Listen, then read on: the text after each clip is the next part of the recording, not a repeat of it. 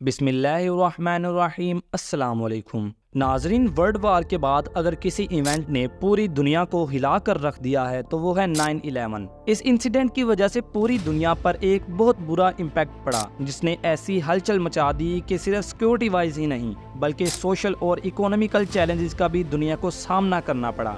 اس حملے نے سب سے زیادہ 2 ریجنز کو متاثر کیا، جس میں مڈل ایسٹ اور ساؤتھ ایشیا شامل ہیں، اور ساؤتھ ایشیا میں بھی پاکستان اور افغانستان 2 ایسے ممالک ہیں جن کو سب سے زیادہ امپیکٹ کا سامنا کرنا پڑا، یہاں تک کہ اس واقعے کے اثرات آج بھی یہاں پر نظر آتے ہیں۔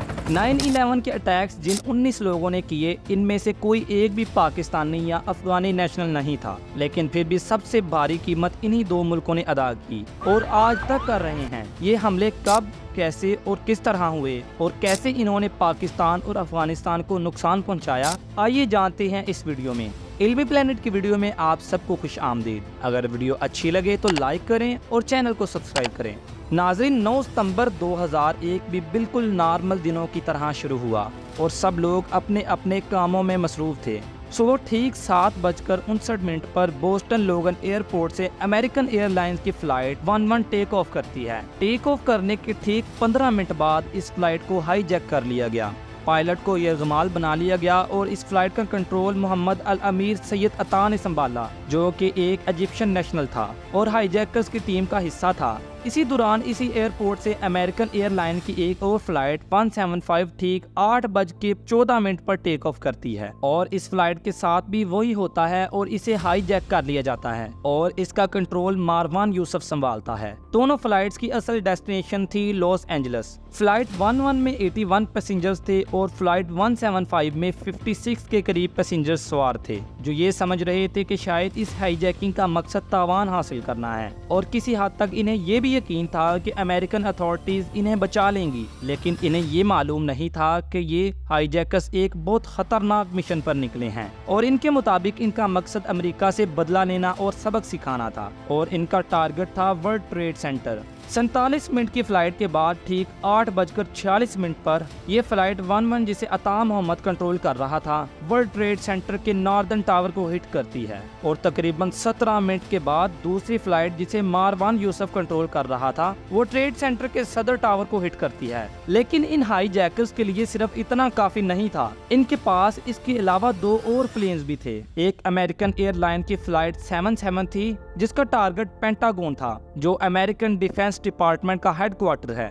اس فلائٹ کو ہائی جیک کرنے کے بعد کنٹرول کر رہا تھا ہانی صالح، اور ٹھیک 1 گھنٹہ 17 منٹ کی فلائٹ کے بعد 9:37 پر اسے پینٹاگون کی ویسٹرن سائڈ میں کریش کروا دیا گیا۔ دوسری فلائٹ تھی یونائٹڈ ایئر لائن کی فلائٹ 93، جسے کنٹرول کر رہا تھا زیاد سمیر، اور اس کا ٹارگٹ تھا وائٹ ہاؤس، لیکن یہ اپنے ٹارگٹ پر پہنچنے سے کافی پہلے 1 گھنٹہ اور 21 منٹ کی فلائٹ کے بعد پینسلینیا کے گاؤں کے قریب کھیتوں میں کریش ہو گئی۔ 3000 سے زیادہ لوگ اس حملے میں مارے گئے۔ القاعدہ کا ٹارگٹ مشن تو آدھے سے زیادہ کمپلیٹ ہو گیا، لیکن جو کچھ اس کے بعد ہوا وہ بالکل اس کے الٹ تھا اور بہت ڈراؤنا تھا۔ اس حملے کے 3 اہم مقاصد تھے۔ پہلا یہ کہ امریکہ مڈل ایسٹ سے باہر نکل آئے، دوسرا یہ کہ امریکہ اسرائیل کو سپورٹ کرنا چھوڑ دے، اور تیسرا اور سب سے امپورٹنٹ یہ مقصد تھا کہ امریکہ کا انفلوئنس مسلم میجورٹی ملکوں سے بالکل ختم ہو جائے۔ لیکن آج ہم دیکھ رہے ہیں کہ کچھ بھی ایسا نہیں ہوا، بلکہ اس کے بعد حالات مزید بگڑ گئے۔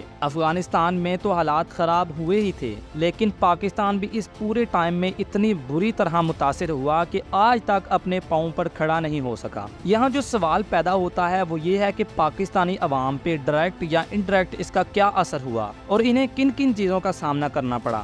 ان سب کے بعد جب امریکہ نے افغانستان پر حملہ شروع کیا تو انہیں افغانستان کے قریب کوئی ایسی جگہ چاہیے تھی جہاں سے وہ اپنے آپریشنز کو ایزیلی کنڈکٹ کر سکیں یا مانیٹر کر سکیں، اور اس کام کے لیے امریکہ نے پاکستان کا انتخاب کیا۔ اس وقت پاکستان میں پرویز مشرف کی ڈکٹیٹرشپ چل رہی تھی۔ امریکہ نے پاکستان کو دھمکی دی کہ اگر وہ افغانستان کے خلاف امریکہ کا ساتھ نہیں دیں گے تو پاکستان پہ اتنی بومبنگ کی جائے گی کہ پاکستان کو پتھر کے زمانوں میں دھکیل دیا جائے گا، یعنی ہر طرف تباہی ہوگی، کھانے پینے کو کچھ نہیں ملے گا۔ خیر پاکستان امریکہ کے ساتھ کوپریٹ کرنے کے لیے مان گیا اور پاکستان نے امریکہ کے ساتھ land routes, military air base اور انٹیلیجنس سپورٹس حتیٰ کہ ہر طریقے سے تعاون کیا۔ یہی وہ وقت تھا جب پاکستان کے ڈاؤن فال کا آغاز ہوا۔ ان سب واقعات یعنی 9/11 سے پہلے 55 سالوں میں پاکستان میں صرف ایک ٹیررسٹ اٹیک دیکھنے کو ملا تھا، لیکن اس کے بعد 2006 سے 2011 تک صرف 5 سالوں میں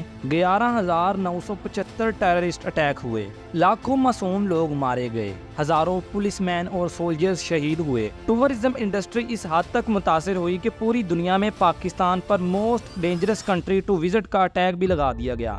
ناردرن ایریاز میں 140 سے زائد گیسٹ ہاؤس کو پرماننٹلی بند کر دیا گیا کیونکہ ٹورسٹ کا کوئی نام و نشان ہی نہیں تھا۔ اس کے علاوہ ایک اور بہت بڑا امپیکٹ دیکھنے کو ملا اور وہ تھا را اسپانسر ٹیررزم ان بلوچستان۔ آپ کو یاد ہوگا کہ 2016 میں کلبھوشن یادو کو بلوچستان سے اریسٹ کیا گیا تھا، جو را کا ایجنٹ تھا۔ اس نے انویسٹیگیشن کے دوران بتایا تھا کہ انڈیا پاکستان میں BLA، BRA اور TTP جیسے ٹیررسٹ گروپ کو اسپانسر کر رہا ہے۔ یہاں سے اس بات کا پتہ چلا کہ بلوچستان ٹیررزم میں انڈیا کا ہی مین ہاتھ ہے۔ خیر بات یہاں پر ختم نہیں ہوئی۔ پاکستان کے ایکسپورٹ پہ اور اکانومی پہ بھی اس ٹیررزم کا بہت برا اثر ہوا اور اس کا خاتمہ کرنے کے لیے مختلف ملٹری آپریشنز بھی کیے گئے۔ 9/11 کے بعد پہلا آپریشن 2007 میں راہ حق کے نام سے شروع ہوا اور اس کے بعد پاکستان کے مختلف علاقوں میں لگاتار ملٹری آپریشنز دیکھنے کو ملتے رہے، جن کا فائدہ تو ہوا لیکن اس میں وہ معصوم لوگ بھی پستے رہے جن کا کوئی قصور نہیں تھا۔